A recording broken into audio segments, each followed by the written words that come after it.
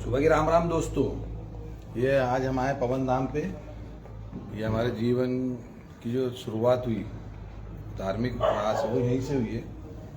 आज सबसे बड़ा विषय है कि ये जो आवारा पालतू कुत्ते हर गली गली में 20-20, 25-25 हो गए। कई कुत्ते खुखार भी हो गए। हमने नगर निगम में निवेदन करा था महापौर जी से, तो उन्होंने बोला कि इसके प्रावधान है कि आप उसको नसबंदी करके इंजेक्शन लगवा के वापस जिस जगह से उठाओगे वहीं छोड़ देना।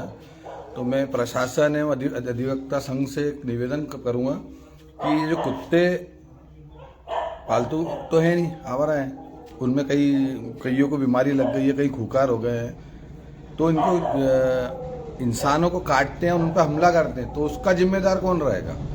कई 2 बच्चों को काटा है, परसों एक अंकल को काटा था, बुजुर्ग को। लेकिन बात आ जा रही है कि एक नया नियम लिया है, तो मैंने उन एनजीओ संस्थाओं से पूछूंगा कि इसकी लायबिलिटी किसकी होगी, इसका जिम्मेदार कौन होगा।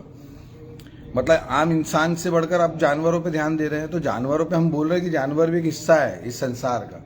लेकिन क्या कारण है कि इतने सारे कुत्ते हो जाने के हर मोहल्ले में जो हमला कर रहे हैं, उसका जवाबदार कौन रहेगा। इंसान की तो गलती नहीं है। अब निगम के भी हाथ बंधे हुए, निगम ने तो हाथ ऊंचे कर दिए। वो लेके जाते हैं, उनका इलाज करते, इंजेक्शन लगाते, नसबंदी करते, फिर छोड़ देते। लेकिन जो बीमारी उनसे फैलेगी, खुजली वाले कुत्ते हैं और जो खुखार कुत्ते काट रहे हैं, तो उसके लिए किस पर प्रकरण दर्ज कराया जाए। कृपया करके किसी भी माध्यम से हमें ये संदेशा पहुंचा था, हम उस पर प्रकरण दर्ज कराएं।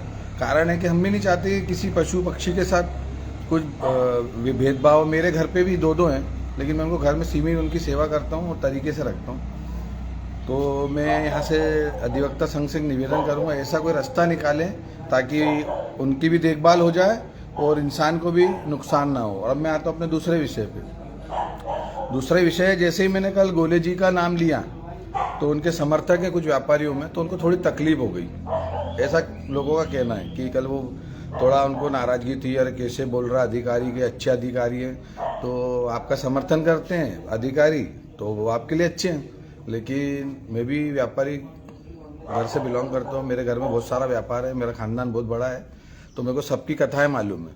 तो कृपया करके शहर हित के लिए कृपया आप बीच में ना आए, अन्यथा आप भी उलझन में पड़ जाएंगे। जनता जनार्दन के समर्थन कीजिए और खंडवा के विकास में सहयोग कीजिए। आपको बुरा लग रहा हो तो 100 बार लगे, मुझे उससे कोई मतलब नहीं। लेकिन मैं फिर जनता से निवेदन करूंगा कि नालियों में कचरा ना फेंके, कचरा गाड़ियों में कचरा डालें, रोड पे, सड़क पर, घर के बाहर अन्न को ना फेंकें। बहुत मुश्किल से खाना मिलता है, उसको कहीं साइड में कोई ऐसी व्यवस्था कर ले घर के पास कि गैया माता आ जाए, कोई भी आके खा ले, जानवर हो या अगर कोई बच रहा हो तो किसी गरीब के काम आ जाए जो निर्धन हो। तो कृपया करके सफाई आप भी दीजिए। हर बार निगम में यही कहा जाता है कि जनता भी तो नहीं जग रही है, तो मैं ठीक है, जनता से भी निवेदन करेंगे कि आप भी थोड़ा जग जाएं। अगर आप जाग जाओगे तो शहर हित का कार्य अच्छे से होगा।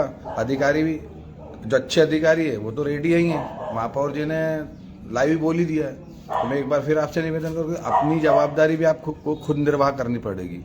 अपन दूसरों पे उंगली उठाने से पहले 3 उंगली अपने ऊपर भी आती है, तो इसलिए कृपया उन 3 उंगलियों को अपने को ना उठाना पड़े ना करना पड़े। खंडवा स्वच्छ रहे। इंदौर का कारण, खरगोन का कारण और बुरहानपुर का कारण स्वच्छता इसलिए उनकी अच्छी रहती है क्योंकि वहाँ लोग जागरूक है।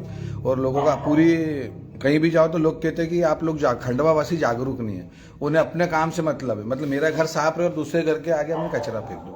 तो फिर मैं आपको एक बार आग्रह करूंगा, खंडवा हित के लिए आपको भी जागना पड़ेगा। मेरी किसी बात का किसी को बुरा लगाओ तो मुझे हाथ जोड़ के मैं आपसे माफी मांगता हूँ। आपका छोटा भाई बबलू राजानी। जय श्री दादाजी की।